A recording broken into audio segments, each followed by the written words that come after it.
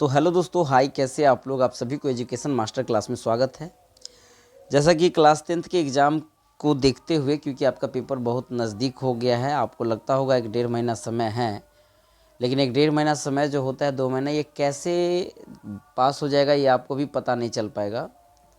तो मेरे ख्याल से हम अभी टॉपिक पर ना बल दे करके आपका प्रैक्टिस सेट पर बल दे रहे हैं। इससे बल देने का मेन सेंस ये होता है कि आपको विभिन्न प्रकार का प्रश्न मिलेगा। इससे आपका सभी चैप्टर लगभग थोड़ा क्या है ना, रिवीजन होता जाएगा।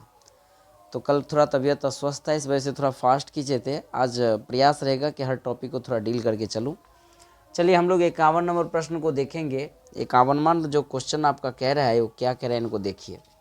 कह रहा है sec square 60 degree minus 10 square 60 degree plus 1 बराबर क्या होगा। एक फार्मूला आप लोग जानते होंगे, 2-3 फार्मूला दिमाग पर सेट करके रखिएगा। सेक स्क्वायर थीटा माइनस जो 10 स्क्वायर थीटा होता है ना, ये हमेशा 1 के बराबर होता है। जब थीटा और थीटा मैच करता है तो 1 के बराबर। और यहाँ भी थीटा और थीटा आपका क्या कर रहा है, मैच कर रहा है। तो कहने का सेंस, इतने दूर का मान आप क्या पुट कर सकते हैं यहाँ से, sec square theta minus 10 square theta का, ये 1 हो जाएगा। और ऑलरेडी आपका 1 दिया है, तो एक एक कितना हो जाएगा, 2। तो आप 2 में टिक मार दीजिएगा। आपका मन में ऐसा भी प्रश्न हो सकता है कि सर वैल्यू डाल के भी तो 2 हम ला सकते हैं। बिल्कुल आ सकता है, लेकिन वैल्यू डाल के जब बनाइएगा तो थोड़ा ज़्यादा समय लग जाएगा। 60 का मान पुट कीजिए, फिर बटा पर का जोर लगाइए, फिर कट कुट के आपको 1 के देगा। जब बना के देखिएगा तो वही आएगा। तो समय बर्बाद ना कीजिए, आगे बढ़िए।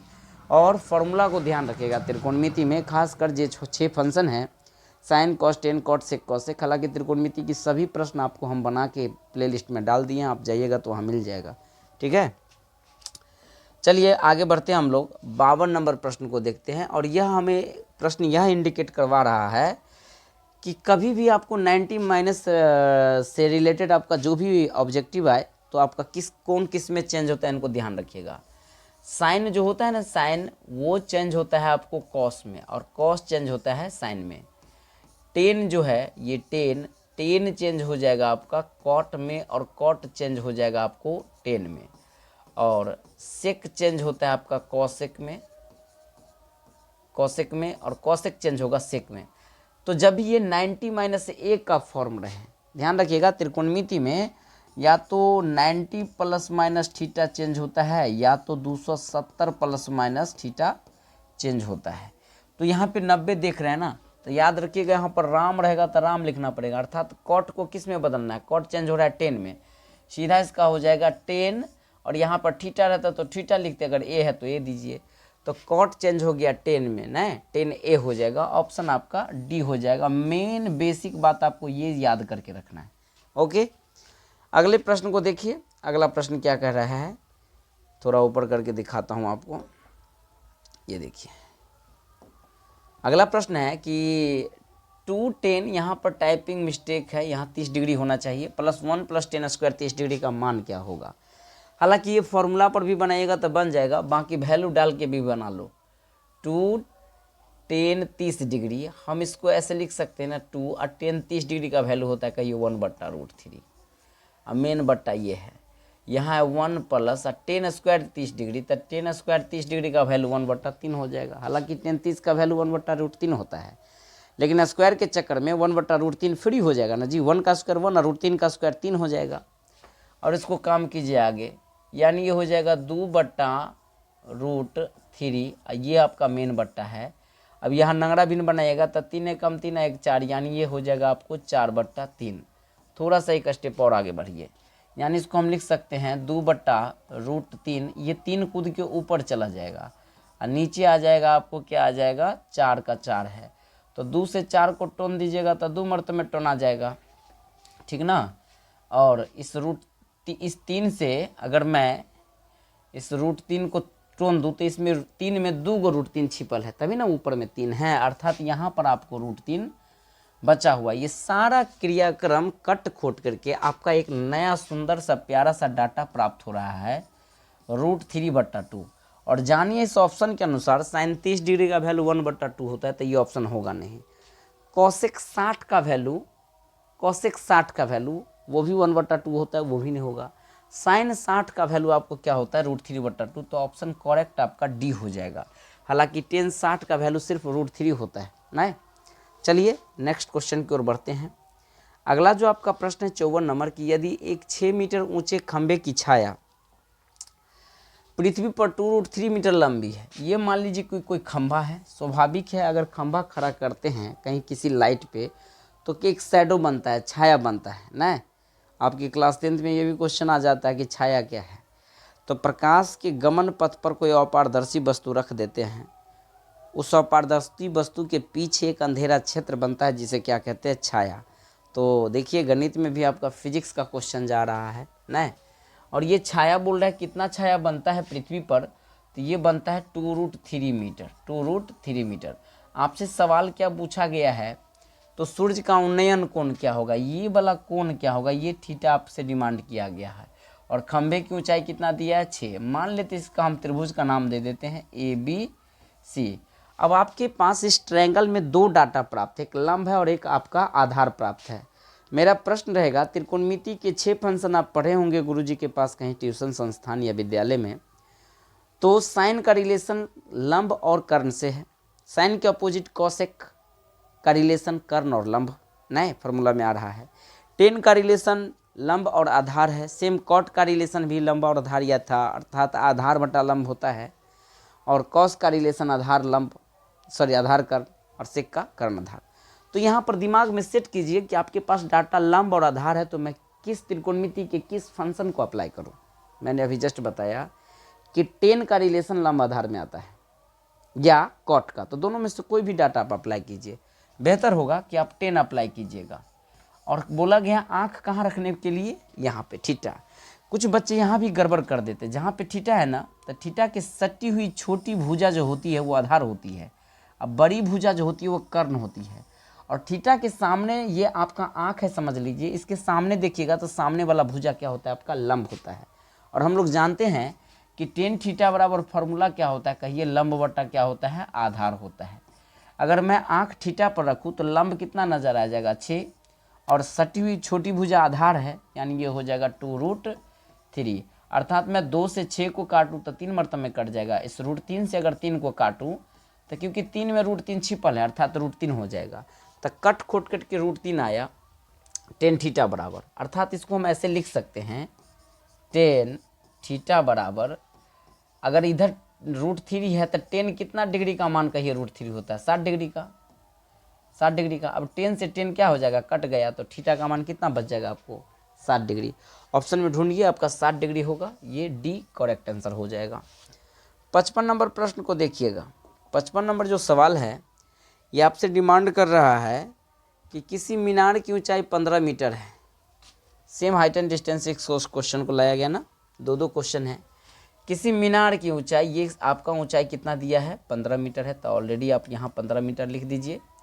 जब सूर्य का उन्नयन कोण 60 डिग्री हो, इस बार सूर्य का उन्नयन कोण कितना डिग्री दे रहा है यहाँ पे, ये आपको ऑलरेडी दे दिया है, आपको 60 डिग्री है बराबर। तो मीनार के छाया की लंबाई क्या, इस बार आपको ये छाया की लंबाई आपको डिमांड किया गया है, ठीक है। सॉरी, नाम कम दीजिए। अगर हम इसका नाम दे देते हैं ABC, ये डेकोरेशन के दृष्टि से देते हैं, मुझे छाया चाहिए अर्थात आधार चाहिए, तो 10 का ही रिलेशन होगा लंब और आधार में, तो सीधा आप अप्लाई कीजिएगा 10। थीटा की जगह कितना रखिएगा, 60 डिग्री। 60 के सामने जब इधर लिखिएगा तो लंब कितना नजर आएगा आपका, AB, तो लंब के जगह बराबर में आप दे सकते हैं AB। अब बट्टा में 60 डिग्री के लिए जो छोटी भुजा सटी हुई है वो आधार है, और आधार को आपने क्या मान लिया है, x मान लिया है, तो यहाँ x दे दीजिए। और 10 60 का वैल्यू कितना होता है, तो कहिए √3 होता है। और AB का मान ऑलरेडी आपको कितना दिया है, 15 दिया हुआ है, तो यहाँ पर आप 15 दे दीजिए।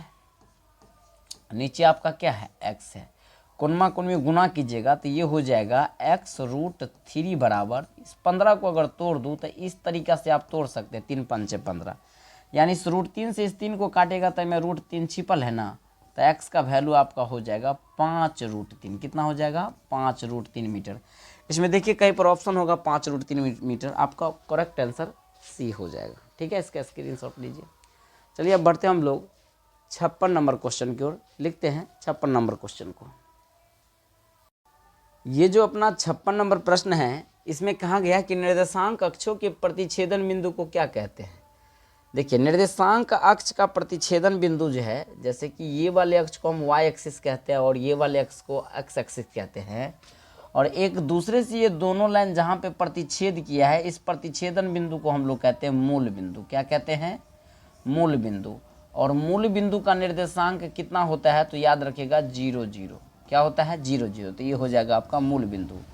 इस प्रश्न में 2-3 बात है। भुज, ये x एक्सिस वाले जो डाटा होगा, इस पर जो भी अंक अंकित रहेगा, इसको हम कहेंगे भुज। और y एक्सिस वाले जो डाटा है, इसको हम कहते हैं कोटि। बेसिक बात समझ लीजिए। चतुर्थांश का भी चर्चा है, यानी इसको हम कहते हैं पहला चतुर्थांश, इसको कहते हैं दूसरा चतुर्थांश, इसको कहते हैं तीसरा चतुर्थांश, और ये आपका चौथा चतुर्थांश। यहाँ अगर x देते हैं तो ये होता है x डैश, ये अगर y देते हैं तो ये होता है आपका y डैश। कहने का सेंस, x पर पॉजिटिव है, y पर पॉजिटिव है, तो पहला वाला घर में हमेशा प्लस प्लस वाला डाटा रहेगा। दूसरा वाला में पहले ये y है ना, तो y वाला नहीं, पहले x वाला लेना पड़ता है, फिर वो y वाला लीजिएगा। क्यों? क्योंकि अल्फ़ाबेटिकल ऑर्डर में, चलिए ABCD में सबसे पहले x है, उसके बाद है ना y है, तो x आपका निगेटिव फॉर्म में है सेकेंड क्वाड्रेंट में, तो माइनस लेंगे, y प्लस है। यहाँ क्या होगा? खुद कहेगा सर ये भी आपका माइनस में है और ये भी क्या आपका माइनस में है, तो ये आपका हो जाएगा। और यहाँ हो जाएगा x प्लस में है, y क्या है? माइनस में है। आई होप कि आप बेसिक बात समझ गए होंगे निर्देशांक ज्यामिति से। चलिए अगले प्रश्न को देखते हैं। 57 नंबर क्वेश्चन क्या कहता है? बिंदु -6 -8 किस पाद में स्थित है? अभी जस्ट बताएं आपको थ्योरम कि सर निगेटिव वाला जब भी आता है तो पहला वाला घर में प्लस प्लस होता है, दूसरा में माइनस प्लस होता है, तीसरा में माइनस माइनस होता है, चौथा में प्लस माइनस होता है। क्यों होता है? ये रीजन जस्ट अभी ऊपर बताए हैं। तो माइनस माइनस वाला जो डाटा है, ये आपको तेसर घर में आ रहा है, तो तृतीय पाद हो जाएगा। करेक्ट आंसर आपका सी है। 57 के बाद हम लोग 58 नंबर प्रश्न को देखेंगे। मूल बिंदु से इसका दूरी सूत्र आपसे डिमांड किया गया है।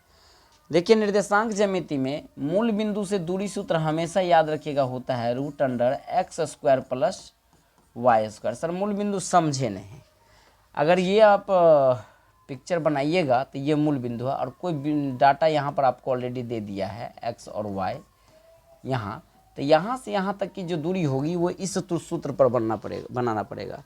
तो आपका p के जगह पर मान लीजिए यहाँ कोई p हम ले लिया, डाटा आपका sin थीटा और cos थीटा दिया है, तो कैसे बनाएंगे?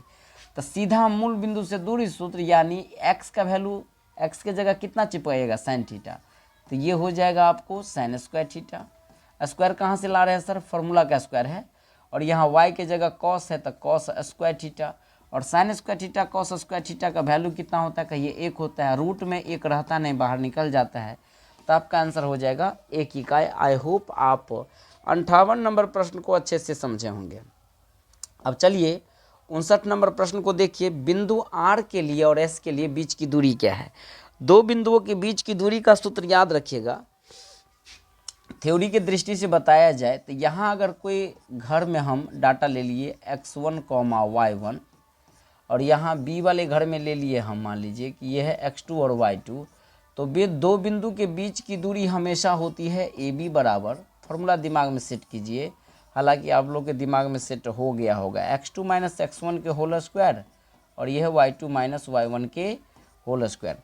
कहने का सेंस यहाँ हम लिख सकते हैं x2 का वैल्यू ये हो जाएगा -1, यानी -1 का, ये फार्मूला का माइनस दीजिए, और x1 का वैल्यू फिर क्या है आपका 1 है, तो इस टाइप से स्क्वायर कर दीजिए। y2 का वैल्यू कितना हो जाएगा आपको? 5 हो जाएगा, फार्मूला का माइनस। y1 का वैल्यू कितना है? 1 है, इसका स्क्वायर कर दीजिए। -1 कितना हो जाएगा? ये -2 का स्क्वायर हो जाएगा, और या 5 में से 1 चला गया तो ये 4 का स्क्वायर हो जाएगा। -2 का स्क्वायर कितना होता है? तो कहिए 4 होता है, और 4 का स्क्वायर 16 होता है। 16 4 कितने हो गया आपको? 20 हो जाएगा, और 20 को जो तोड़िएगा तो कहिए 2 दूना 4 पंचे 20, ये 2 को 2 जोड़ी बन के बाहर निकल जाएगा, माने कितने हो जाएगा? कहिए 2√5 होगा। ऑप्शन में देखिएगा कहीं पर आपका 2√5 दिया है, तो उत्तर आपका करेक्ट हो गया सी। आई होप आप इस प्रश्न को अच्छे से समझे। 59 नंबर प्रश्न को। 60 नंबर क्वेश्चन को देखिए, कह रहा है रेखा y बराबर 8 का आलेख निम्न में से किस बिंदु से होकर नहीं गुजरेगी? क्योंकि जानते हैं y के लिए आपको बोला है 8, तो y मान लीजिए कहीं पर 8 इधर है, किससे होके नहीं गुजरेगी? स्वाभाविक है y वाले स्थान पर 8 यहाँ भी है, y वाले स्थान पर यहाँ भी है, y वाले स्थान पर यहाँ है, लेकिन y वाले स्थान पर यहाँ पे 8 नहीं ना है, तो कन्फर्म है कि D वाले जो बिंदु है आपका 8 1, इससे होकर के y बराबर 8 नहीं गुजरेगी, क्योंकि यहाँ पर जो 8 है वो x के पोजीशन का है। ठीक है, तो इन प्रश्न को तो आप सिर्फ ऑप्शन से देख करके आप बना सकते हैं।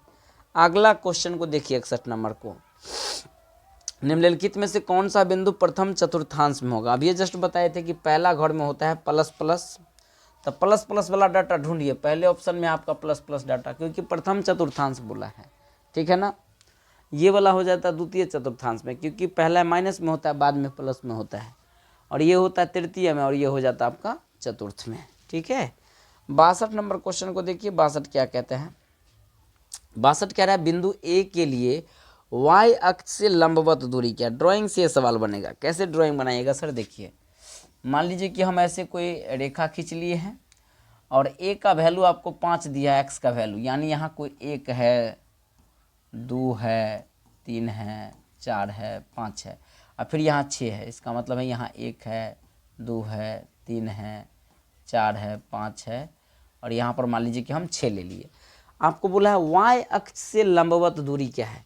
तो ये वाले जो अक्ष है ना, ये है आपका x अक्ष है, और ये अक्ष है आपका y अक्ष। तो y अक्ष से लंबवत दूरी क्या है? अगर मैं वैल्यू पुट करूँ तो ये 5 और 6, यहाँ पे ये पॉइंट आ रहा है 5 और कितना आ रहा है 6। तो y अक्ष से लंबवत दूरी, यानी लंबवत माने 90 डिग्री, तो y अक्ष से कितने दूरी पर है ये? जब यहाँ से यहाँ अगर 5 है तो ये सब यहाँ से यहाँ तक की दूरी 5 ही ना हो रहा है, तो y अक्ष से लंबा दूरी आपका 5 इकाई। 6 पे टिक मत मारिएगा। y अक्ष, हाँ x अक्ष से पूछता तो 6 होता, x अक्ष से पूछता तो कितना होता 6, बट आपको y अक्ष से कितना दूर पर है, नहीं, थोड़ा समझने की कोशिश कीजिए। y से है तो y से हो जाएगा आपको 5 इकाई। 62 नंबर प्रश्न को आप सिर्फ ड्राइंग के माध्यम से आंसर फाइंड कर लिए। बिंदु इतना और इतना को मिलाने वाले रेखाखंड के मध्य बिंदु का सूत्र क्या होगा?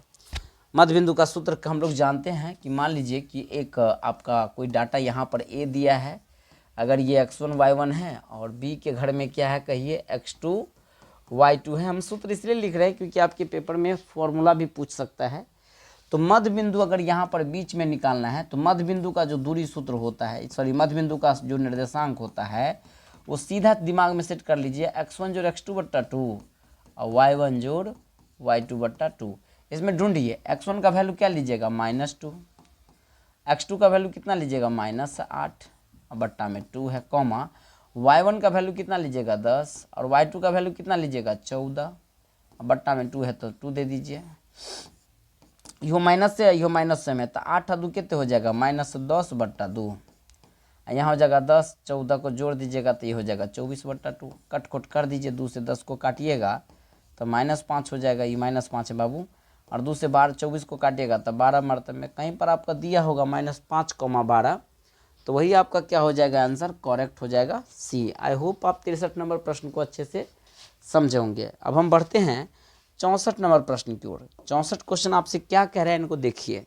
64 कह रहा है कि यदि किसी वृत्त के व्यास के छोरों का निर्देशांक इतना है तो वृत्त का निर्देशांक, केंद्र का निर्देशांक क्या है? देखिए ये वृत्त है, कोई सर्कल है, एक छोर से दूसरे छोर, यानी एक छोर यहाँ हम a मान लिए हैं जो आपको दिया है 6, -8 है, और b है जो -6, आपको 8 दिया है। आपसे सेंटर पूछा है यहाँ, अर्थात सेंटर माने सी यानी मध्य बिंदु, और मध्य बिंदु के लिए अभी जस्ट बताए हैं क्या होता है मध्य बिंदु के लिए, x1 जोड़ x2 यानी 6 जोड़ -6 बट्टा 2, y1 जोड़ y2 अर्थात -8 जोड़ 8 बट्टा 2। स्वाभाविक है 6 में -6 जोड़िएगा तो 0 बट्टा 2, और 2 से 0 में भाग दीजिएगा तो रिजल्ट 0 होगा। यहाँ भी 8 -8 0 बट्टा 2, यानी 2 से 0 में भाग दीजिएगा तो 0 होगा, अर्थात 0 0 होगा। आपका उत्तर करेक्ट आंसर क्या हो जाएगा, सी हो जाएगा। चलिए अगले प्रश्न की ओर हम लोग बढ़ते हैं। ये है अपना 65 नंबर प्रश्न, इसको देखिए। कह रहा है बिंदु ए और बी मूल बिंदु से समदूरस्थ है, मूल बिंदु से समदूरस्थ है। अगर ये हम कोई ड्राइंग ले लिए और मूल बिंदु का निर्देशांक क्या होता है कहिए 0 0 है, और ए के लिए आपका डाटा दिया है 3,4 और बी के लिए दिया है कहिए P,1 दिया हुआ है ये बी के लिए। दोनों दूरी बराबर है। इसका नाम मान लीजिए कि हम P लिख दिए हैं, या P ना लिख करके ऐसा करते इसको C लिख देते हैं, ये C है क्योंकि P आपका इसमें एक डाटा दे दिया है, समदूरस्थ है। अकॉर्डिंग टू क्वेश्चन, सवाल के अनुसार दो दूरी आपको बराबर दिया है। कहने का सेंस ये AC और BC दोनों बराबर है, तो हम अकॉर्डिंग टू क्वेश्चन ऐसे लिख सकते हैं A.Q according to question AC को जो दूरी है वो BC के बराबर है। क्यों बराबर है? समदूरस्थ बोला है इस वजह से। अगर AC निकालिएगा तो कहीं इस पर रूट चढ़ाइएगा, और ये मूल बिंदु है तो मूल बिंदु से दूरी सूत्र क्या होता है, सीधे इसका स्क्वायर कर दीजिए, इसमें 0 0 घटाने की कोई ज़रूरत ही नहीं है, यानी ये हो जाएगा 3 का स्क्वायर जोड़ 4 का स्क्वायर। यहाँ भी मूल बिंदु से दूरी सूत्र हमको इसको घटाने का जरूरत नहीं है। BC के लिए सीधे क्या हो जाएगा, रूट अंडर का ये P स्क्वायर जोड़ 1 स्क्वायर, इसके घर को ही हमने क्या किया, स्क्वायर कर लिया। अब इस रूट से ये रूट क्या हो जाएगा, कट जाएगा। 3 का स्क्वायर कितना होता है, 9, ये हो जाएगा 16, बराबर में हो जाएगा P स्क्वायर प्लस 1, दोनों को जोड़िएगा तो 25 इस एक को इधर लाइएगा तो माइनस में हो जाएगा माने P स्क्वायर, अर्थात P स्क्वायर बराबर हो गया टोटल 24, 25 में से गया 24, यानी P बराबर देखा जाए तो ये हो जाएगा प्लस माइनस 2√6 हो जाएगा। क्यों? क्योंकि 24 को तोड़िएगा तौर में तो 2 दूना 4 अच्छा के 24, तो 2 को 2 के बदले 1 2 नहीं आ जाएगा बाहर। देखिए आपका ऑप्शन होगा प्लस माइनस 2√6, तो उत्तर आपका डी करेक्ट है। 66 नंबर क्वेश्चन को देखिए क्या कह रहा है। 66 नंबर क्वेश्चन, बिंदु इतना से त्रिभुज का क्षेत्रफल ज्ञात कीजिए। ये बड़ी सुंदर क्वेश्चन है, बहुत बच्चे इस प्रश्न में फंस जाते हैं। मेरे ख्याल से इसको ट्रिकी वे में समझने की कोशिश कीजिए कैसे होता है। देखो, जब भी ऐसे सवाल आए ना तब फॉर्मूला मत लिखिए त्रिभुज के क्षेत्रफल का 1/2 मोड x1 माइनस फलान ठेकान, इतना करते रहेगा तो 5 नंबर बन जाएगा वो। इसको शॉर्टकट बनाइए, कैसे बनता है देखो। आप ना अगर ये तो ऑलरेडी आपका 0 है, इसको 0 बनाइएगा तो यहाँ पर क्या दीजिएगा, कहिए -8 देना पड़ेगा। 8 में -8 जोड़िएगा तभी ना 0 होगा। सेम कहानी सबके साथ कर लीजिए।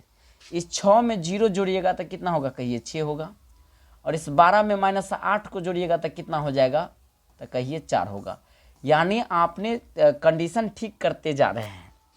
अब यहाँ देखिए, फर्स्ट पोजीशन 0 है, इसमें 0 दोगे तो कोई प्रभाव नहीं पड़ेगा, लेकिन यहाँ पे आपको -8 ऐड करना है। जैसे यहाँ मैंने -8 ऐड किया था, तो -4 में अगर आप -8 ऐड करते हैं तो -8 और -4 कितना हो जाएगा, यहाँ पर आपका -12 देना पड़ेगा।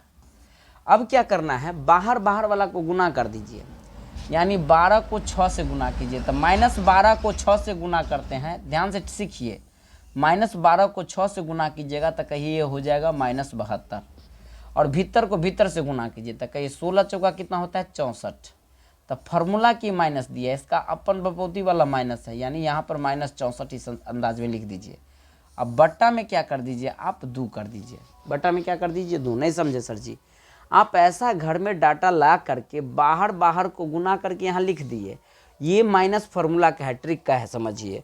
और -16 को 4 से गुना कीजिएगा तो -64 होगा, और 2 फार्मूला से लाए हैं, अर्थात ये हो जाएगा -72। माइनस माइनस क्या हो जाएगा, प्लस में 64, बट्टा में क्या हो जाएगा 2। 72 ज़्यादा है तो ज़्यादा का साइन लीजिए, 72 में से 64 हटाइएगा तो -8 बट्टा कितना हो जाएगा, 2। 2 से -8 में काटिएगा तो कितना आएगा आपको डाटा, -4। ध्यान रखिएगा, भले निगेटिव में आपको आवे, लेकिन क्षेत्रफल हमेशा कभी भी माइनस में नहीं होता है।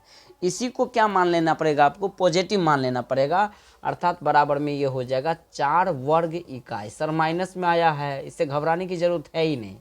कभी देखिए है -4 कट्ठा खेत, माइनस में थोड़ी बोला जाता है। क्षेत्र जो होता है ना, क्षेत्र माने एरिया, क्षेत्रफल कभी भी निगेटिव में नहीं होता है। बट यहाँ पे ट्रिक में आ गया है आपको माइनस में, क्योंकि इसीलिए जब फॉर्मूला आप बनाते हैं ना क्षेत्रफल का, त्रिभुज का क्षेत्रफल का, तो मोड लगाना पड़ता होगा, 1/2 मोड x1 कोष्ट कोष्ट कोष्ट, फिर मोड। और मोड में प्लस में रहे डाटा, माइनस में रहे डाटा, बाहर जब निकलेगा तो वो पॉजिटिव में ही निकलता है। तो आपका उत्तर करेक्ट डी हो जाएगा। ये बड़ी सुंदर क्वेश्चन है सर, एक बार फिर से बताइए। मैं पहले बार इसको 0 किया तो ऑलरेडी ये 0 था, इसको 0 करने के लिए मैंने -8 इसमें ऐड किया। सेम जो काम यहाँ है वही काम इन दोनों के साथ किए, और बाहर बाहर गुना करके यहाँ ये माइनस है फॉर्मूला का, इसको गुना करके यहाँ दे दिए, घटा उठा करके आपका आंसर आ जाएगा। बहुत बेहतरीन क्वेश्चन कहा जाए, इस पूरे सेट में सबसे लाजवाब क्वेश्चन मुझे यही लगा है। 67 नंबर क्वेश्चन देखिए, इतना इतना को मिलाने वाली रेखाखंड 3:2 में विभाजित करता है, तो इसका आपको अंतः विभाजन पूछा गया है। और हम लोग जानते हैं अंतः विभाजन का जो सूत्र होता है, अंतः विभाजन का, यानी एक कोई रेखा है, मान लीजिए ले लिए, इस रेखा में एक डाटा आपको दिया है 4,-3 दिया है, जिसको आप ए कहते हैं, यहाँ दिया है, और बी है आपका 9, 7, बी कितना है आपका 9 है, और यहाँ पे 7 है, और यहाँ पे मान लीजिए कि हम पी कोई मान हमें निकालना है एक्स वाई, जो आपको रेशियो में कितना रेशियो में डिवाइड किया है 3:2 में। एक को हम m1 मान लेंगे या m2, या आप आलोक प्रकाशन के अनुसार चलिएगा बुक में, तो वहाँ पे m और n मान लिया है, NCERT में m1 m2 माने हैं, कुछ मान सकते हैं, रेशियो को लेना देना उतना नहीं है।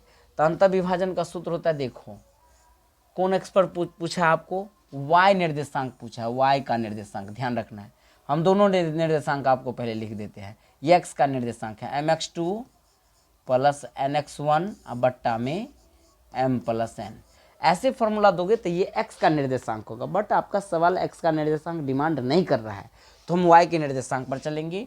y का निर्देशांक होता है my2 प्लस ny1, अब बट्टा में क्या दे दीजिएगा m plus n। Sir m किसको कहते हैं, पहला वाला जो रेशियो है ना, इसको m कहिएगा, इसको n कहिएगा, यानी 3 हो जाएगा y2, ये वाला y1 है, ये हो जाएगा आपका y2, तो यहाँ 7 दीजिए फॉर्मूला का, प्लस n किसको मानिएगा 2 को, और y1 कितना हो जाएगा आपका -3, इसको आप y1 मानना है, अब बट्टा में हो जाएगा आपका 3 + 2, ऐसे कैसे सर, m1 जोड़ m2 या m प्लस n, ये हो जाएगा 7 या 21, प्लस माइनस माइनस में चला जाएगा 6, बट्टा में कितना हो जाएगा 5। अगर आप इसको काट खोट कीजिएगा तो 21 में से 6 घट जाएगा तो कितना हो जाएगा जी 15/6, 6 से 15/5, 5 से 15 में भाग दीजिएगा तो ये 3 मरतबा में कट जाएगा।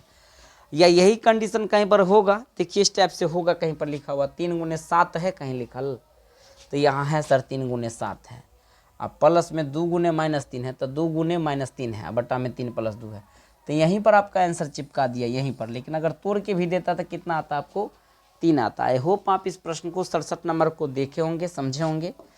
अब हम चलते हैं 68 नंबर क्वेश्चन की ओर, और ये आपका थ्योरेटिकल क्वेश्चन आ गया है, गौर से समझिए। कह रहा है त्रिभुज ABC को हम ड्राइंग कर लेते हैं मान लीजिए, और इसका नाम दे देते हैं A और B और C, जिसमें 2 कोण का योग दिया है A और C, ये वाला कोण और ये वाला कोण, 2 गो कोण आपका कितना दिया है फेट करके 120 है, तो तीसरा कोण क्या होगा। हम लोग जानते हैं दुनिया का कोई भी ट्रायंगल हो, उनका कोण का योग हमेशा कितना होता है, कहिए 180 होता है, जिसमें आपको ये दोनों कोण मिल करके कितना दिया है, कहिए 120 दिया है, और आपको बोला गया है B निकालने के लिए। तो यहाँ से आपका B का वैल्यू कितना हो जाएगा, तो आप खुद कहोगे कि सर ये हो जाएगा आपको 60 डिग्री। कैसे ले आए सर, 180 में से मैंने 120 को खींच लिया, अर्थात घटा दिया, तो कितना आ जाएगा आपका 60 डिग्री आ जाएगा। करेक्ट उत्तर आपका B है। ठीक है, आगे बढ़िए। 68 के बाद 69 नंबर प्रश्न को देखिए, बहुत अच्छा प्रश्न भी आ रहा है। कह रहा है कि त्रिभुज ABC और त्रिभुज DEF में अगर इस फॉर्म में है, समरूप है, तो किस स्थिति में समरूप होंगे। आपको समरूप होने की 3 कंडीशन है, या तो तीनों भुजा अनुपातिक होना चाहिए, या 2 गो भुजा अनुपातिक है तो उसका एगो कोण बराबर होना चाहिए, या तो तीनों कोण बराबर होना चाहिए। यानी समरूपता सिद्ध करने के लिए एंगल होना चाहिए, साइड एंगल साइड होना चाहिए, साइड होना चाहिए, या तो तीनों भुजा अनुपातिक, या तो तीनों कोण अनुपातिक, या तो 2 गो भुजा अनुपातिक है तो एगो कोण को बराबर होना पड़ेगा। तो यहाँ पे आपका 2 गो भुजा अनुपातिक है, इस टाइप से पहले फोटो ड्राइंग कर लीजिए। देखिए समझने की खेल है, ABC, और यहाँ दे देते हैं हम DE, और यहाँ दे दिए क्या F दे दिए हैं। आपको बोला गया है AB जो है AB बट्टा DE, यानी जो AB है ना वही क्या आपका DE है। फोटो पर गौर से देखिए। उसके बाद जो BC है, BC पर डबल लकीर मार दिए, वही है आपका FD। क्या है आपका FD, जो BC है वो क्या आपका FD है। अब मन में सोचिए, ई छोटका लकीर है, 2 डबल लकीर से ई वाला कोण घेरा रहा है, यहाँ पर ई छोटका लकीर डबल लकीर से ई वाला कोण घेरा रहा है, तो स्वाभाविक है आपका B और D आपस में दोनों कोण, तो देखिए इसमें करेक्ट उत्तर आपका D हो जाएगा ना, एंगल B = D। ऐसे ड्राइंग करके पकड़ लीजिएगा, फोटो से ही आपका आंसर आ रहा है ना। आइए अगले प्रश्न को देखते हैं 70 नंबर। यदि त्रिभुज ABC और त्रिभुज PQR आपको क्या दिया है, ये फोटो जो है ना सर्वांग समता को दर्शाता है, अर्थात समरूपता को दर्शाता है। अगर समरूप है जिसमें आपको दो भुजा अनुपातिक दिया है यानी BC और आपको क्या दिया है QR, ये दोनों अनुपातिक दिया तो एरिया क्या होगा। थेल्स प्रमेय के अनुसार या समरूप त्रिभुज के अनुसार, जब थेल्स प्रमेय पढ़ने के बाद आप 6.3 या 4 में जाइएगा तो समरूप त्रिभुज की थ्योरी पढ़े होंगे कि दो त्रिभुज अगर समरूप है, अगर उसका भुजा अनुपातिक है तो उनका क्षेत्रफल भी क्या होगा, उनके भुजा के वर्ग के अनुपात के बराबर होता है। कहने का सेंस, अगर एक भुजा 1 है तो 1 का वर्ग कितना होगा, 1 का स्क्वायर, इसका एरिया। लेकिन ध्यान दीजिएगा पहले ABC है बाद में PQR है, लेकिन आपसे डिमांड किया गया पहले PQR और बाद में ABC, तो होश में रहिएगा। देखिए गड़बड़ कर रहे थे हम, क्योंकि पहले PQR है ना, तो पहले QR वाला वैल्यू कितना का, ये 5 का स्क्वायर, बट्टा में किसका स्क्वायर कर दीजिएगा, 1 का स्क्वायर। 5 का स्क्वायर 25 होता है, बट्टा में 1 का स्क्वायर 1 होता है, 1 से 25 में भाग दीजिएगा तो रिजल्ट कितना आएगा, 25 से ना आएगा। तो करेक्ट आंसर कितना हो जाएगा आपका 25। देखिए आपके ऑप्शन में 1/25 भी था जो वो नहीं होगा। हाँ, ये चीज़ आपको ऊपर रहता, PQR नीचे रहता तो फिर D उत्तर हो जाता। तो एग्जाम में थोड़ा सा फंसने से बचिएगा, इस टाइप से आपको फंसाने का कोशिश किया जाएगा। और ये जो मैं थ्योरी में बताया है, तो समरूप त्रिभुज का जो क्षेत्रफल का अनुपात होता है उनके भुजा के वर्ग के अनुपात के बराबर होता है। इन चीज़ों को याद रखिएगा। बाकी आपको थ्योरी हम करवाएंगे, जस्ट थोड़ा सा प्रॉब्लम में चल रहे हैं अभी, इस वजह से। 10 90 माइनस है, जस्ट इससे पहले आपको बताया है, जब 90 देखिए चेंज होता है, 10 चेंज होता है कॉट में, तो आपका करेक्ट आंसर हो जाएगा कॉट ए। ठीक है, दी गई आकृति में गौर से देखिएगा, यहाँ पे फोटो आपको दे दिया है। DE पैरेलल है BC का, जिसमें AD का वैल्यू आपका 5 सेंटीमीटर है, यानी ये आपको 5 दिया हुआ है, और BD आपको 6 दिया है। ये आपका कितना है, 6 है। AE आपको कितना दिया है, 8 दिया है, और आपसे EC डिमांड किया होगा, स्वाभाविक है।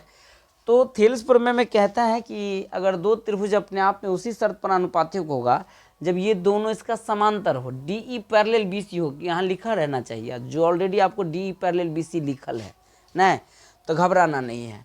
यानी हम लिख सकते हैं इसका जब बराबर है तो ये थ्योरम आता है थेल्स का विलोम कि AD बट्टा DB जो होगा वो बराबर होगा AE बट्टा EC के, और AD कितना दिया आपको 5/6 जो है वो बराबर होगा 8 कहिए EC के। कोनमा कोन में गुना कर दीजिएगा तब 5 EC बराबर हो जाएगा 8 छक्के 48, अर्थात EC का वैल्यू कितना हो जाएगा 48/5। तो आपको बट्टा में तो आंसर दिया नहीं है, 5 से 48 में भाग दीजिए, कहिए 9 × 5 = 45 और 3 × 0 = 30, यानी 6 × 5 = 30, 9.6 कहीं पर लिखल होगा सेंटीमीटर में, तो करेक्ट आंसर आपका C है। चलिए 72 के बाद 73 में आते हैं। दो समकोणिक त्रिभुज, इस पर चर्चा है। समकोणिक त्रिभुज उनके संगत भुजाओं का अनुपात सदैव समान रहता है, उसको क्या कहते हैं, समकोणिक नहीं, ये समान कोणिक है, तो थेल्स प्रमेय कहते हैं जब उसकी संगत भुजा हमेशा सदैव क्या रहेगा, समान रहेगा। ये किसने बोला था, थेल्स साहब ने बोला था। किसने बोला था, थेल्स साहब ने। फिर से देखिए, दो समान कोणिक त्रिभुज में उनकी संगत भुजाओं का अनुपात हमेशा सदैव समान रहता है, थेल्स बोल लेते, तो बस इतना याद रखिए। आगे बढ़ते हैं। चलिए 74 नंबर प्रश्न को देखिए। एक बाहरी बिंदु से एक वृत्त पर कितनी स्पर्श रेखा खींच सकते हैं। बड़ी सुंदर टॉपिक है, इसको थोड़ा सा हम समझाएंगे हल्का सा डीप में। अगर कोई सर्कल है, सिर्फ ऐसा रहता है किसी वृत्त पर हम कितने स्पर्श रेखा खींच सकते हैं, तो अनंत खींच सकते हैं। अगर ऐसे क्वेश्चन रहता है कि किसी वृत्त पर कितने स्पर्श रेखा खींच सकते हैं, तो आंसर हो जाएगा आपका इन्फिनिटी, अनंत। लेकिन कोई बाह्य बिंदु आ जाए तो बाह्य बिंदु से आप केवल कितना स्पर्श रेखा खींच सकते हैं, तो केवल 2 स्पर्श रेखा खींच सकते हैं। और बाह्य बिंदु से खींची गई स्पर्श रेखा जो होती है वो 90 डिग्री का कोण बनाता है, तो इनको याद रखिएगा। तो आप इसका इस प्रश्न में आइएगा तो आपका करेक्ट आंसर क्या हो जाएगा, बाह्य बिंदु के लिए 2 हो जाएगा, बी उत्तर हो जाएगा। अगला क्वेश्चन, यदि आकृति को देखा जाए, ये है आपका आकृति दिया हुआ है, कटता नहीं ना क्वेश्चन, नहीं करना चाहिए। हाँ, फोटो को देखिए, बड़ी मज़ेदार क्वेश्चन है कि आकृति PA और PB 2 स्पर्श रेखा है, P और PB 2 स्पर्श रेखा बराबर है, जो केंद्र पर वृत्त पर इस प्रकार स्पर्श करती है कि APO ई वाला जो कोण है ना, ये वाला कोण जितना दूर मैं पेंटिंग किया हूँ ये आपको 40 डिग्री है। और हम अभी जस्ट बताए थे कि बाह्य बिंदु से वृत्त पर खींची गई स्पर्श रेखा ये कितने डिग्री का कोण बनाता है, तो ये आपको 90 डिग्री का कोण बनाता है। स्वाभाविक है, अगर मैं त्रिभुज किस में बात करूं, PAO में एक एंगल आपको 40 दिया है, एक एंगल आपको 90 दिया है, तो ये वाला कोण आप खुद ज्ञात कर सकते हैं। यानी वो कोण को अगर हम x मान लेते हैं, जहाँ पे ये पेंटिंग किया हूँ, तो त्रिभुज के तीनों कोण 180 होता है, तो कहिएगा सर x का वैल्यू हो जाएगा 180 में से अगर मैं 130 को घटा दूँ, कहाँ से ला 130, 90, 40 को जोड़ करके, तो x का वैल्यू कितना आ गया 50। अगर ये आपका 50 आया है तो स्वाभाविक है ये भी वैल्यू कितना आ जाएगा 50 से आएगा। 50 50 टोटल कितना हो गया, ये कोण टोटल हो गया आपका 100। लेकिन आपसे डिमांड किया जा रहा है क्वेश्चन कि OAB चाहिए, OAB ये वाला छोटका कोण चाहिए। और ये दोनों कोण क्या होगा, क्योंकि दोनों त्रिज्या है तो समद्विबाहु त्रिभुज है। समद्विबाहु त्रिभुज में जब दो भुजा बराबर है तो दो कोण भी क्या होगा बराबर, जिसमें एक कोण आपको 100 डिग्री दिया हुआ है, तो ये वाला कोण ए, कोण यहाँ की अगर बात मैं करूँ कोण बी, मैं शॉर्टकट लिखा हूँ, हालांकि हमें लिखना चाहिए था OAB और OBA, तो शॉर्टकट समझिए, या तो इसका नाम हम P दे देते, इसका नाम Q दे देते, ऐसे लिख के चलिए PQ। अब प्लस कितना दीजिएगा 100। किस त्रिभुज की बात हो रहा है ये, तो ये मैं OAB वाले त्रिभुज में बात कर रहा हूँ। तो टोटल योग कितना होगा कहिए 180, और दोनों कोण आपका बराबर होगा। ये P और Q आपस में क्या होगा बराबर, ड्यू टू समद्विबाहु त्रिभुज के चक्कर में। तो हम इसको शॉर्टकट में 2P लिख सकते हैं, क्योंकि दोनों बराबर है। तो बराबर कितना हो जाएगा 80, कैसे 180 में से मैंने 100 को घटा दिया, और जब P से काटिएगा 2 से तो ये 40 मरतबा में क्या हो जाएगा कट जाएगा। यानी आपका आंसर कितना आ रहा है 40 डिग्री। OAB जो है ये वाला कोण आपका 40 डिग्री आएगा। तो करेक्ट आंसर आपका A हो जाएगा 40 डिग्री। आगे बढ़िए, 75 के बाद 76 नंबर में आइए। दी गई आकृति फिर से आपके बीच आ गया है, और ये क्या कह रहा है, सवाल को पढ़िए। QOR एक व्यास है, और ये दोनों आपका क्या दिया है बराबर है, PQ और PR बराबर है। जब ये बराबर है तो दो समद्विबाहु त्रिभुज हो गया ये, क्योंकि दो कोण बराबर है। आपसे डिमांड किया जा रहा है कि PQR का मान क्या होगा, यानी ये वाला कोण कितना होगा ये आपको बताना है, ठीक है। तो समद्विबाहु त्रिभुज में दो कोण तो आपस में क्या होता है बराबर होता है, और व्यास से अगर कोई त्रिज्या कहीं पर जाकर के स्पर्श करे तो ये हमेशा कितना डिग्री का कोण बनाता है, कहिए 90 डिग्री का कोण बनाता है। कितना बनाता है, और स्वाभाविक है ये कोण और ये कोण दोनों कोण क्या होगा आपस में बराबर होगा, क्योंकि दोनों त्रिज्या क्या है आपस में बराबर है। त्रिज्या नहीं, ये दोनों जीवा क्या आपस में बराबर होगा, वहाँ लिख भी दिया है बराबर है। जब आपका दो जीवा बराबर है तो स्वाभाविक है समद्विबाहु और समद्विबाहु में दो कोण आपका क्या हो जाएगा बराबर। तो यहाँ हम कह सकते हैं, अगर इसको मैं x मानूँ तो ये भी तो x है ना, यानी x जोड़ x अजोड़ 90, और त्रिभुज के तीनों कोण का योग होता है 180, यानी 2x बराबर कितना हो जाएगा 90। कैसे सर, ये 90 जाके घट गया, और 2 से अगर मैं इसको काटूँ तो कितना मरतबा में कट जाएगा 45 मरतबा में। तो 1x यानी ये वाला कोण हम हमें डिमांड कर रहा था, तो ये आपको 45 डिग्री हो जाएगा। अगला क्वेश्चन को देखिए, 76 नंबर प्रश्न के बाद 77 को कह रहा है कि यदि O केंद्र वाले वृत्त में AB और AC दो स्पर्श रेखा है, कोई O केंद्र वाला आप सर्कल बनाइए। जैसे मान लीजिए कि ये O केंद्र वाला हम सर्कल बना लिए। AB और AC दो स्पर्श रेखाएं इस प्रकार है कि एंगल BOC 110 डिग्री है, यानी AB और AC, यहाँ A ले लेते हैं, ये दो स्पर्श रेखा है, AB और AC दो स्पर्श रेखा है इस प्रकार की BOC, यानी एंगल BOC, यहाँ O ले लेते हैं, BOC ये कोण दिया है आपको 110 डिग्री। आपसे डिमांड किया गया है CAO होना चाहिए। क्या होगा CAO, यानी यहाँ तक आइए, ये वाला कोण आपसे डिमांड किया गया है। अब कैसे बनाएंगे गौर से देखो, ये 110 है ये टोटल, तो त्रिभुज के तीनों कोण का योग कितना होता है कहिए, आपको त्रिभुज के तीनों कोण का योग होता है 180 डिग्री, 180 डिग्री। कभी कभी करता रहता है, देखते रहते हैं इसको। और यहाँ ये जब बीचे बीच आया तो समझिए कितने हो जाएगा 55 है, ये भी कितना हो जाएगा आपको 55। ये जब बाहरी बिंदु से जो वृत्त पर खींचते हैं वो कितना डिग्री का कोण बनाते हैं 90 डिग्री का। तो बाह्य बिंदु से जो खींचता है तो कितना डिग्री होता है 90 डिग्री, और ये आपका 55 है। मुझे क्या चाहिए इसमें, डिमांड है आपका CAO, ये वाला कोण चाहिए। अगर ये आपका 55 पता है और ऑलरेडी ये होता है कितना 90, और मुझे ये CAO यानी ये कोण चाहिए, इस कोण को हम क्या मान लेते हैं x, और यह भी एक प्रकार का त्रिभुज है, तो त्रिभुज के तीनों कोण होता है 180, अर्थात x बराबर कितना हो जाएगा 180 में से घटा दीजिए इस दोनों को जोड़ को, 0 और 5 जोड़िएगा तो 5 हो जाएगा, और 9 5 कितना होता है 14, यानी 180 में से 145 घटाइएगा तो कितना आ जाएगा 35। तो करेक्ट आंसर आपका हो जाएगा इसमें 35। सर कैसे बनाए फिर से देखिए, स्वाभाविक आपके प्रश्न में दिया था ये वाला 110 डिग्री, तो ये 55 आधा आधा कर दिया, और ये 90 है। एक कोण आपका 55 पता है, और ये ऑलरेडी बाह्य बिंदु से वृत्त पर खींची गई जो स्पर्श रेखा वो 90 डिग्री का कोण बनाता है, तो 90 50 को जोड़ दीजिएगा, ये वाला कोण आपको डिमांड किया जा रहा है, गौर से पढ़िएगा। तो CAO, तो ये कोण कैसे निकल जाएगा 180 में से ये दोनों को घटा दीजिएगा।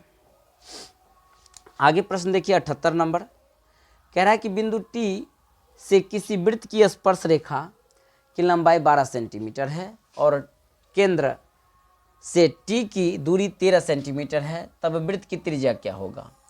यहाँ पर मान लीजिए कि यहाँ पर कोई हम सेंटर ले लिए और कोई बिंदु यहाँ पर हम T ले लिए, तो इस टाइप से आपका ड्राइंग बनाया गया है ना, इस टाइप से बनाया गया है। एक दूरी आपको कितना दिया है 13 सेंटीमीटर, और एक दूरी कितना दिया 12। सर ऊपर 13 क्यों लिखे, क्योंकि जो बाहरी बिंदु से वृत्त पर स्पर्श रेखा होता है ना वो लंब होता है, लंब हमेशा कर्ण से छोटा होगा, ठीक है।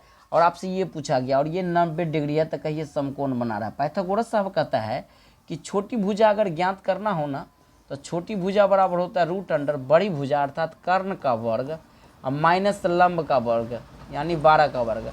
13 का स्क्वायर होता है 169 माइनस 144, 169 में से 144 हटाइएगा तो 25 बाहर के दे देगा 5, तो आपका त्रिज्या हो जाएगा ऑलरेडी कितना हो जाएगा 5 सेंटीमीटर। उत्तर करेक्ट हो जाएगा आपका डी। अगला प्रश्न को देखिए 79 को, दी गई आकृति में ओ केंद्र है ना, और आपको QPR 60 डिग्री दिया है, ये जो दिया है QPR ये एंगल आपको दे दिया है 60 डिग्री। बहुत सुंदर, जो दिया है वो लिखते चलते हैं, 60 डिग्री दे दिया है। उसके बाद आपसे पूछा जा रहा है OQR क्या होगा। OQR ये वाले कोण आपसे डिमांड किया गया है। एक बात आपको हम बताना चाहेंगे, हमेशा इस कोण का दुगुना ये वाला कोण होता है। अगर ये 60 है ना, तो ये वाला कोण होगा आपका 120, याद रखिएगा कितना होता है 120, यानी 1:2 में बढ़ता है, 1:2। अगर ये 5 है तो ये 10, 1 है तो 2, इस टाइप से था जब ये 120 है। और स्वाभाविक है यह एक प्रकार का जब ओ केंद्र है तो ये त्रिज्या को दर्शा रहा है। त्रिज्या आपस में क्या होता है बराबर, जब बराबर हो गया तो कौन त्रिभुज हो गया समद्विबाहु, और जब ये समद्विबाहु होगा तो दो कोण आपस में क्या होगा बराबर। इस कोण को अगर हम x मानते हैं तो ये भी क्या हो जाएगा x, यानी देखा जाए तो x प्लस x प्लस ये कोण आप कितना निकाले 120, और तीनों कोण का योग है आपका 180। एक x कितना हो जाएगा 2x बराबर क्या हो जाएगा 120, 180 में से यानी 180 में से आपको 120 को घटाना पड़ेगा, तो x बराबर कितना हो जाएगा ये 60 बट्टा में 2 से काटिएगा तो कितना मरतबे में कट जाएगा 30 मरतबे सॉरी, आपका उत्तर करेक्ट हो जाएगा बी यानी 30 डिग्री। जुकाम इतना है कि पढ़ाने का हिम्मत नहीं है, फिर भी आपके बीच हम खड़े हैं, क्योंकि काफ़ी दिन हो गया आपके बीच वीडियो गया हुआ, तो मेरा प्रयास रुकना नहीं चाहिए। तबीयत इतनी अस्वस्थ हो जाती है, सवेरे सवेरे उठना पड़ता है ना, काफ़ी परेशानी सी लगती है। और अभी के मौसम में सबको लगभग सर्दी हो गया है, आँख नाक सबसे पानी जा रहा है, तो थोड़ा सा मैनेज कीजिएगा, ठीक है। आगे बढ़िए, अगला प्रश्न आपका है 80 नंबर, कह रहा है कि आंकड़ा इतना का परिसर क्या होगा। परिसर क्या होता है कि उच्चतम सीमा माइनस निम्नतम सीमा, जिसको हम रेंज कहते हैं। तो सबसे मैक्सिमम डाटा इसमें खोजिए। सबसे बड़का डाटा आपको है 84, सबसे बड़का डाटा कितना है आपका 84 है। इस 84 में से आप सबसे छोटका डाटा को घटाइए, अर्थात 15 को घटाइए। तो 84 में से अगर मैं 15 को घटा दूं तो कितना हो जाएगा 9 5 14, 7 में से गया तो 6 यानी 69 हो जाएगा। उत्तर आपका ए हो जाएगा। अगले प्रश्न को देखिए, अगला प्रश्न क्या कहता है। अगला प्रश्न है आपका, इसका समांतर माध्य क्या होगा। तो 1 2 3 प्राकृत संख्या का हमेशा समांतर माध्य होता है। सबसे पहले तो इसको जोड़ दीजिए, सीधे होता है इसका, दिमाग में फॉर्मूले सेट कर लीजिए। समांतर माध्य n into n plus one, अब बट्टा में क्या होता है 2, ये तो योग का हो गया, लेकिन सभी टोटल n को संख्या ना, तो n से क्या करना पड़ेगा आपको, भाग भी देना पड़ेगा। तो यहाँ देखिए कहीं पर है ऑप्शन, नहीं है ऑप्शन, किसी न किसी अंदाज में लिखा होगा। कैसे लिखा जाएगा, इसको ऑपरेशन कीजिए, n को गुना कीजिएगा तो कहिए n स्क्वायर हो जाएगा, फिर n को 1 से गुना कीजिएगा तो n होगा। इसके नीचे में आप क्या कीजिए 2n दीजिए, और इसके नीचे में भी क्या दीजिए 2n दीजिए। यहाँ पे एक n से एक n कट जाएगा, यहाँ भी n से n कट जाएगा, तो हम लिख सकते हैं n/2 और 1/2, n/2 और ये हो जाएगा आपको 1/2, और जब इसको जोड़ दीजिएगा तो ये हो जाएगा n + 1 अब बट्टा में 2, कहीं पर होगा n + 1 बट्टा में 2। करेक्ट आंसर आपका क्या हो जाएगा सी। देखिए फॉर्मूला मुझे ये याद था, लेकिन इसको कट खोट करके हम ओरिजिनल डाटा पे पहुंच गए, सीधा हो जाएगा माध्य का n + 1 बट्टा 2। कैसे बनाया है, सबको योग दिए और n से भाग दे दिए थे। करेक्ट आंसर है, कोई गलती नहीं है, ध्यान रखिएगा। 82 नंबर क्वेश्चन कह रहा है कि 3 माध्यक बराबर इतना इतना इतना है, तो आपको बोला गया है x का मान क्या होगा, x माध्य, तो x का मान क्या होगा। हम लोग जानते हैं ना, बहुलक बराबर फॉर्मूला होता है 3 माध्यक माइनस 2 समांतर माध्य होता है, ठीक है। इस बार क्या किया, 3 माध्य को इधर रहने लगा, इसको इधर ले आया, यानी m0 यहाँ है, और 2x डैश को अगर मैं इधर ले आऊँ तो 2x डैश माध्य, यानी ये प्लस में आ गया, इधर हो गया आपका 3 माध्यक। मुझे x का मान चाहिए, केवल x का मान चाहिए, तो m0 को उधर फेंकना पड़ेगा। यदि 3 माध्यक बराबर बहुलक प्लस x माध्य, तो x का मान क्या होगा, बहुलक प्लस x माध्य, तो x का मान क्या होगा। स्वाभाविक यहाँ पे 2 बैठा हुआ है ना, बहुलक प्लस x माध्य 3 माध्यक का बराबर, तो यहाँ पे 2 है ना, तो 2 ऑप्शन में कहीं पर होगा, ये तो सी तो है यहाँ पे, यानी x की जगह क्या बैठेगा, x डैश का मतलब माध्य है, ये माध्य है, तो माध्य की जगह यहाँ पे 2 बैठेगा ना, तभी नहीं ये फॉर्म फॉलो कर रहा है, तो उत्तर आपका सी हो जाएगा। अगले प्रश्न की ओर बढ़िए। 83 नंबर, फ्रैक्शन का बहुलक क्या, जो सबसे ज़्यादा बार आ जाए, 12, 13, 11, 14, 12 2 बार हो गया, 13 भी 2 बार हो गया, 15, 11 भी 2 बार हो गया, 13 ज़्यादा भी है 3 बार है, तो करेक्ट आंसर क्या हो जाएगा बहुलक में आपका 13, सी उत्तर करेक्ट हो जाएगा। 84 नंबर क्वेश्चन कह रहा है इतना का माध्य 10 है, तो x का मान ज्ञात कीजिए। हम लोग फॉर्मूला से जानते हैं ना, माध्य आपको दिया है, माध्य बराबर फ्रैक्शनों का योग, यानी ये हो जाएगा 7 जोड़ 9 जोड़ 13 जोड़ 15 और जोड़ हो जाएगा x, बट्टा में टोटल संख्या 1 2 3 4 5, कोनमा कोण में गुना कीजिए, 10 + ये हो जाएगा ये 50, इसको जोड़ दीजिए, 9 7 16, 16 में 13 जोड़िएगा 29, 29 15 कितना होता है आपका 44, प्लस क्या हो जाएगा x, इधर घटा दीजिएगा तो x का वैल्यू कितना निकल जाएगा 6, नहीं 44 इधर घटा दीजिएगा तो x का वैल्यू आपसे डिमांड किया जा रहा था 6 हो जाएगा। 85 नंबर प्रश्न को पढ़िए, आसान आसान सवाल है। किसी घटना की प्रायिकता का अधिकतम मान कितना होता है, 1 होता है, निम्नतम मान कितना होता है आपका 0 होता है। किसी निश्चित घटना की प्रायिकता 1 होती है और अनिश्चित घटना की प्रायिकता कितना होता है 0 होता है ना। आगे बढ़िए, इसका उत्तर 1 हो जाएगा। कह रहा है निम्नलिखित में से किसी कौन सी ऐसी घटना है जो प्रायिकता नहीं हो सकती है, तो स्वाभाविक है प्रायिकता हमेशा 0 और 1 के क्या होता है बीच में होता है, ना ही 1 से ज़्यादा होता है और ना ही 0 से कम होता है, तो स्वाभाविक ये वाला है, ये तो प्रायिकता का मान होगा, ये करेक्ट सही है। अगर 12 से 13 में भाग देते तो ये 1 कुछ कुछ आ जाता है, तो 1 से ज़्यादा हो गया, इसका मतलब बोला कौन नहीं हो सकता, तो ये वाला नहीं हो सकता है। बाकी बात छोटा बड़ा संख्या से छोटा में भाग देंगे तो ये भी आपको 0 कुछ कुछ आ रहा है, और 50% का मतलब हो गया, बट्टा में 100 दीजिएगा ना, और 10 से 5 में भाग दिया तो ये 0 कुछ ही आ रहा है, 0 सब तो 0, ये तीनों डाटा जो है ये आपका 0 कुछ ही में आ रहा है, केवल यही आपको ज़्यादा जा रहा है, तो उत्तर आपका डी हो जाएगा। अगला प्रश्न को देखिए, अगला प्रश्न आपसे क्या पूछा जा रहा है। एक न्याय संगत पासा फेंका गया है तो 2 का गुणज आने की प्रायिकता क्या होगी। हम लोग जानते हैं जब पासा को फेंकिएगा तो क्या इसमें आ जाएगा, 1 आएगा, 2 आएगा, 3 आएगा, 4 आएगा, 5 आएगा, 6 आ जाएगा, तो यहाँ पे नंबर ऑफ एस की संख्या कितना हो जाएगा आपको 6 हो गया है। इसमें बोला गया है कि 2 का गुणज आने की प्रायिकता क्या होगी, तो 2 के गुणज में क्या क्या आता है,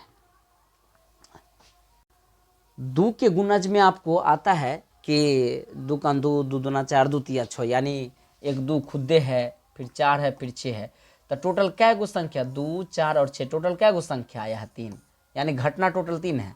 और टोटल घटना कितना है आपको 6, 3 से 6 में भाग दीजिएगा तो कितना आ जाएगा आपका 1/2। करेक्ट आंसर आपका हो जाएगा 1/2। आगे बढ़िए प्रश्न को लेकर के। 87 के बाद 88 कह रहा है, अच्छी प्रकार से फेंटी गई जब भी ताश आ जाए तो ताश में कुल मिलाकर के कितने पत्ते होते हैं, तो कहिए 52 पत्ते होते हैं। और 52 पत्तों को 4 वैरायटी में हम लोग बांटते हैं, लाल पान है, हुकुम है, चीरी है और ईंट है। लाल पान और ईंट ये लाल कलर की है, जैसे अभी आपको लाइट लगता होगा, और हुकुम और चीरी ब्लैक कलर के होते हैं। तो टोटल लाल पत्ती आपसे पूछा जाएगा तो 26 हो जाएगा ना, लाल पान और ईंट का। और हुकुम और चीरी हो जाएगा टोटल, काला पत्ती भी 26। लेकिन सवाल में क्या डिमांड किया गया, यादृच्छिक निकाला जाता है एक पत्ता, तो इसके लाल रंग के पत्ता होने की क्या प्रायिकता है, हम अभी बताए। तो टोटल लाल रंग की पत्ता कितना है, 26 को है ना।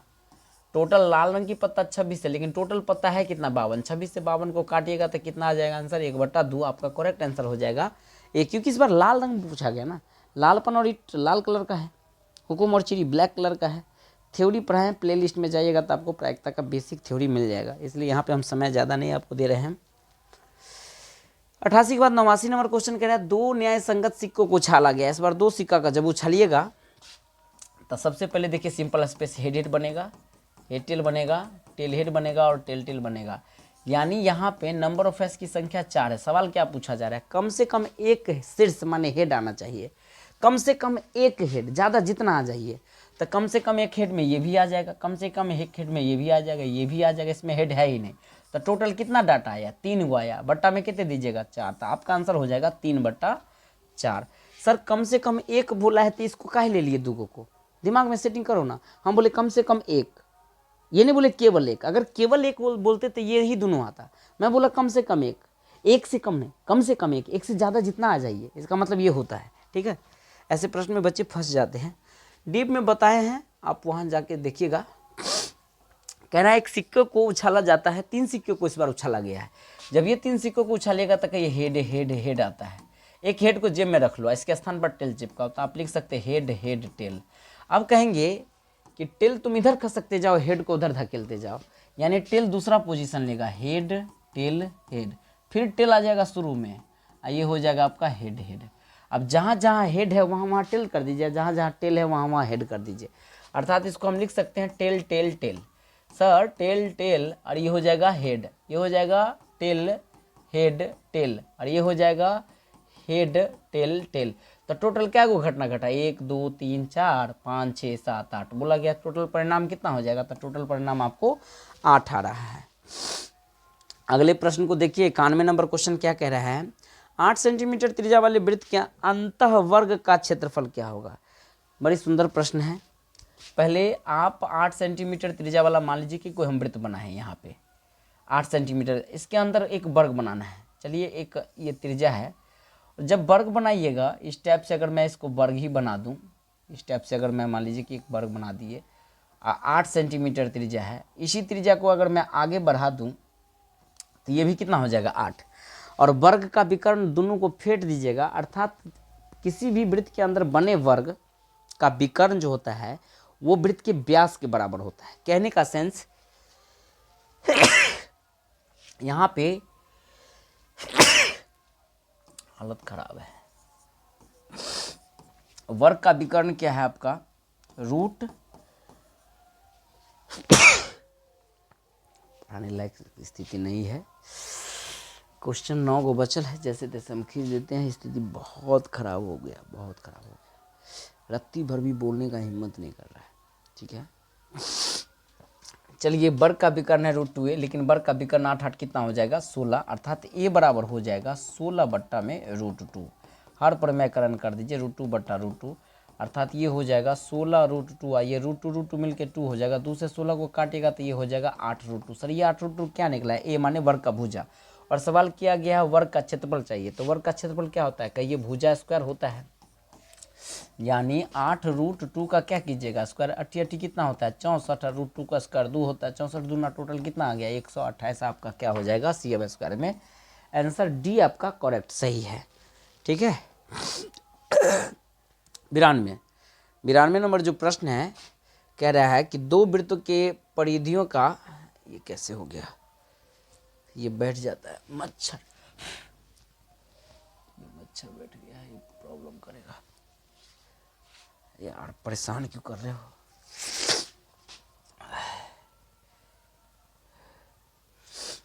मच्छर परेशान कर रहा है। दो वृत्तों के परिधियों का अनुपात इतना है तो उनके क्षेत्रफल का अनुपात क्या होगा, ध्यान दीजिएगा। जब भी परिधि का अनुपात समझे ना तो ये त्रिज्या ही दिया हुआ है। क्यों? क्योंकि अगर मान लीजिए 2πr बट्टा में अगर ऐसे ले ले 2πr, तो 2π से 2π कट के सिर्फ आपको 4/5 त्रिज्या ही त्रिज्या बचा ना। क्षेत्रफल क्या है? क्षेत्रफल होता है कहिए πr²। अब बट्टा में क्या दीजिएगा, πr²। तो पाई से पाई कट गया, r का स्क्वायर कितना हो जाएगा, ये 16 हो जाएगा। 5 के लिए कितना हो जाएगा, 25, यानी 16:25 हो जाएगा। आपका करेक्ट आंसर सी हो जाएगा। नेक्स्ट क्वेश्चन को लीजिए। 93 नंबर प्रश्न कह रहा है कि यदि एक समबाहु त्रिभुज का क्षेत्रफल इतना दिया है, हम लोग जानते हैं ना समबाहु त्रिभुज का क्षेत्रफल होता है √3/4 गुने भुजा स्क्वायर, और लेकिन दिया है कितना, 9√3। इस √3 से √3 को काटिएगा तो a बराबर हो जाएगा 36, a² बराबर, तो a बराबर हो जाएगा √36 यानी 6 निकल जाएगा। पूछा गया भुजा, तो भुजा कितना आ जाएगा आपका 6 सेंटीमीटर। करेक्ट आंसर आपका ये है। नेक्स्ट है 94 नंबर। मच्छर बैठ करके देख रहे हैं ना, बर्बाद कर रहा है। कह रहे हैं R1 और R2 त्रिज्याओं वाले दो वृत्तों की परिधियों का योग कैपिटल R है।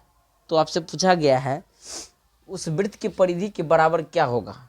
ध्यान रखिएगा, सिंपल है। अगर मैं मान लूँ छोटका वृत्त का कोई प्रैक्टिकली कोई काम करते, देखो कैसे।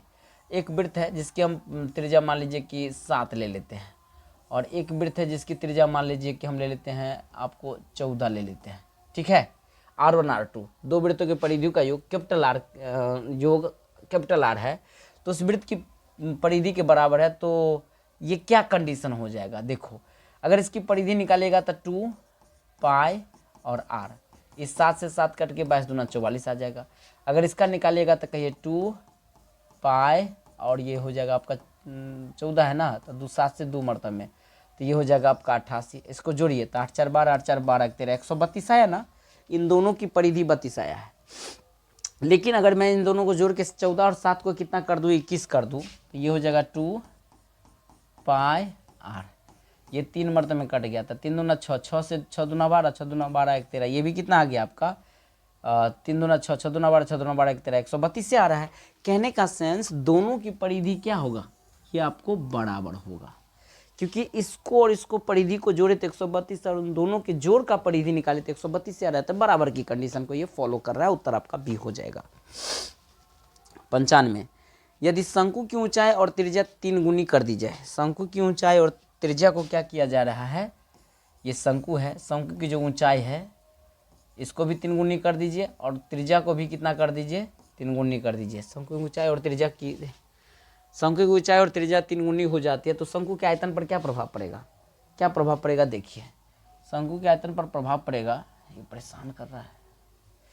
पहले शंकु के आयतन कितना था, कहीं 1/3πr², लेकिन इस बार बोला गया रेडियस को भी 3 गुना कर दीजिए, तो 3 गुना कीजिएगा तो ये 3 का स्क्वायर हो जाएगा, और संग संग ऊंचाई को भी 3 गुना बोला करने के लिए, तो एक स्पेशल और 3 दीजिए, तो 3 तिया 9, 9 तिया कितना हो जाएगा 27, यानी टोटल कितना गुना आपका इसका बढ़ रहा है, तो 27 गुना हो जाएगा इसका आयतन। ठीक है, अगले प्रश्न पर बढ़िए। 96 नंबर क्वेश्चन कह रहा है कि 8 त्रिज्या वाले अर्धगोला का कुल पृष्ठीय क्षेत्रफल क्या होगा। बड़ी सुंदर क्वेश्चन है। अगर ये मान लीजिए कि अर्धगोला है, हालांकि गोला का पृष्ठीय क्षेत्रफल होता है कहिए 4πr², लेकिन अर्धगोला सिर्फ यहाँ तक लूँ तो यहाँ तक का हो जाएगा कहिए 2πr², लेकिन संयोग बस इसमें लिखा गया कुल पृष्ठ, तो कुल पृष्ठ के लिए आपको ऊपर भी एक वृत्त दिख रहा है ना, तो वृत्त का क्षेत्रफल क्या होता है कहिए πr², तो 2 गो πr², 1 गो πr², टोटल कितना πr² हो जाएगा 3πr², तो ऑप्शन में आपका 3πr²। उत्तर क्या हो जाएगा आपका बी। अगले प्रश्न की ओर बढ़ते हैं। 96 के बाद हम लोग बढ़ते हैं 97। शंकु के छिन्नक का आयतन क्या होता है, तो याद रखिएगा शंकु के छिन्नक का आयतन होता है 1/3 πh into R² plus small r² plus R.r। Correct उत्तर आपका ए हो जाएगा। 97 का क्या हो जाएगा आपका ए हो जाएगा। 98 कह रहा है उस समांतर श्रेणी का सर्वांतर ज्ञात कीजिए, यानी सर्वांतर ये कैसे ज्ञात करेंगे, बड़ी सुंदर प्रश्न है। अर्थात इसको हम ऐसे लिख सकते हैं, ए 18 है ना, 18वां पद है, 14वां पद है, तो 18वां पद को लिख सकते हैं ए प्लस कहिए 17d, माने एक कम करके लिख सकते हैं, अब माइनस है, और 14वां पद को लिख सकते हैं ए प्लस 13d एक, तो इन दोनों को इस हिसाब से लिख लिया। बराबर में क्या है आपका 32 है।